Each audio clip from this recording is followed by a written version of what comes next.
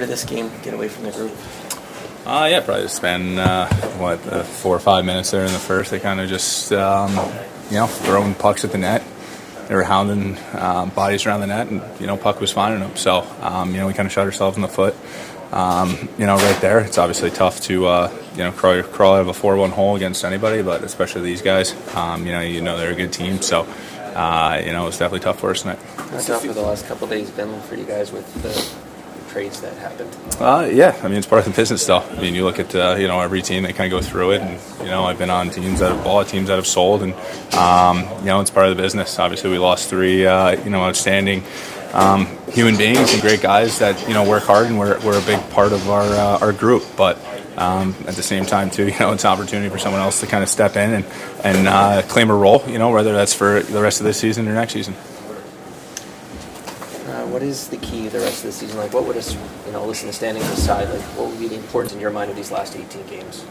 Just try to find our game, and just try to play a complete 60 minutes. And, we have stretches, I think, where we do play really well. And then there's just a couple times, we just kind of let it get away from us. And, we got 18 games left here.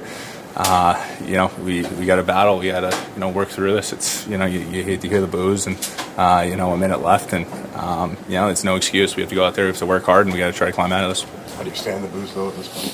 What's that? Understand the boos of some of the obviously people are going to be frustrated. They're spending their hard-earned money, come watch us play. So, it's just more motivation for us. Like I said, we got to, find a way and, got to find a way to crawl out of this and, just put together a complete 60 minutes. Obviously right now everyone's playing playoff hockey. So, the standings are so tight that, every single game's important. So teams are going to be,